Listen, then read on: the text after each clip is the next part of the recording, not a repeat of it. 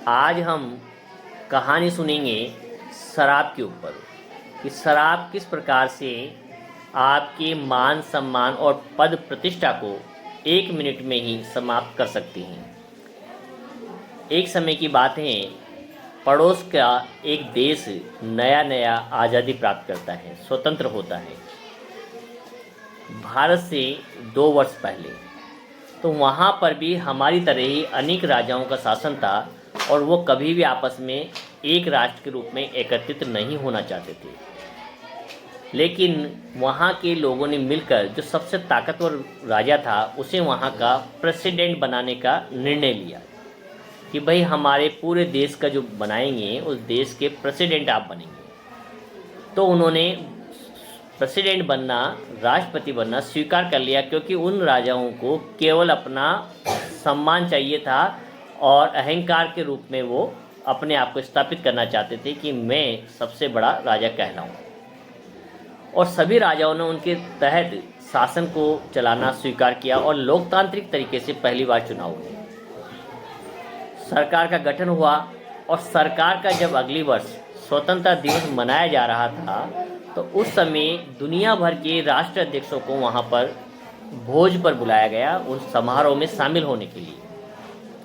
सभी देशों के राष्ट्रपति वहाँ पर आते हैं और शाम के समय भोजन का आयोजन होता है, एक सभा, एक मीटिंग का आयोजन होता है जिसे भोजन टेबल पर होने वाली मीटिंग भी कहा जाता है।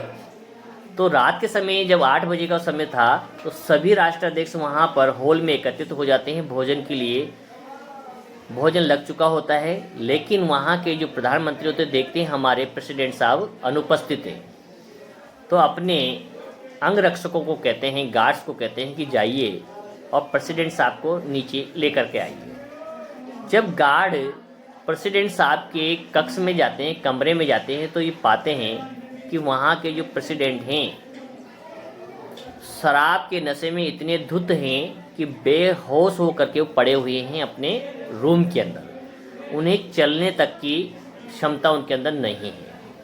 ये बात जब गार्ड साहब, उनके अंगरक्षक प्रधानमंत्री को आके कहते हैं कि साहब, राष्ट्रपति साहब की स्थिति तो इस प्रकार की है कि वो 2 कदम भी नहीं चल सकते हैं, तो प्रधानमंत्री महोदय उनसे कहते हैं कि भाई उनका आना इस मीटिंग में बहुत ज़रूरी है।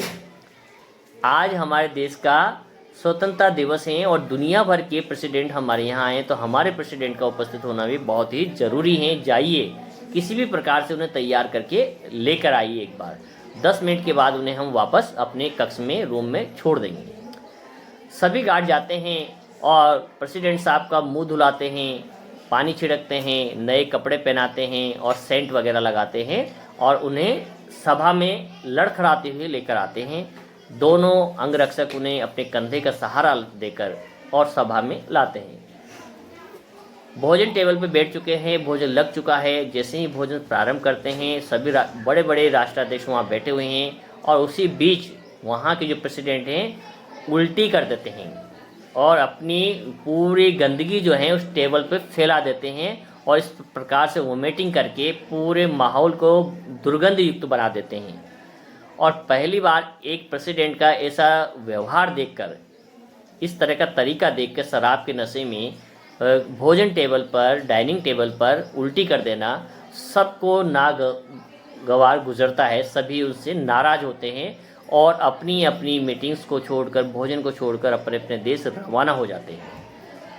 वहाँ के जो प्रेसिडेंट हैं, जो राजा साहब थे पूर्व में, उन्हें बड़ी शर्मिंदगी होती है और वो अपने रूम में चले जाते हैं। गार्ड उन्हें पकड़ करके अपने रूम में छोड़ देते हैं। दूसरे दिन जब उनका शराब का नशा उतरता है तो वो प्रधानमंत्री को फ़ोन करते हैं और कहते हैं कि प्रधानमंत्री महोदय साहब, मुझसे रात को बहुत बड़ी गलती हो गई थी और मेरी वजह से मेरे पूरे देश के लोगों को अपमानित होना पड़ा और मेरे व्यवहार के कारण पूरे देश के और जितने भी हमारे नेतागण हैं, मंत्रिमंडल हैं, आप इस सबको शर्मिंदगी का सामना करना पड़ा।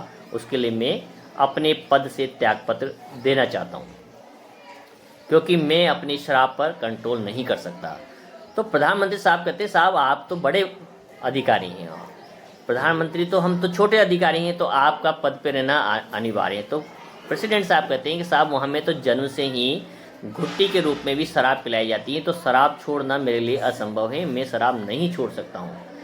इतने में ही प्रधानमंत्री साहब कहते हैं कि साहब ऐसा संभव नहीं है, आप ही को प्रधानमंत्री रहना पड़ेगा, चाहे तो आप इसे बदल सकते हैं। तो को कैसे? तो उन्हें वो विपश्यना सिखाते हैं और वहाँ के प्रेसिडेंट साहब अपने देश में रूल बनाते हैं कि कोई भी देश में किसी भी प्रकार की कभी कोई शराब न बेची जाएगी, न खरीदी जाएगी, न कोई व्यक्ति शराब यदि पीता हुआ पाया गया उसे कारावास होगा।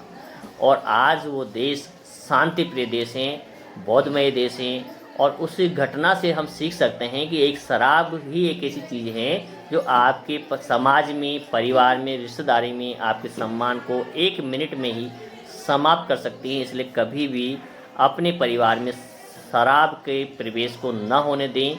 ऐसे स्थान पर कभी न जाएं जहां शराब का सेवन किया जाता हो। अपने बच्चों को ऐसे स्थान पर कभी न ले जाएं जहां पर लोग शराब पी करके पार्टी करते हो या कोई भी फंक्शन को आयोजित करते हो। ऐसी जो समस्या है शराब की, उससे हमेशा परिवार को बचाए रखें। सभी को बहुत बहुत धन्यवाद।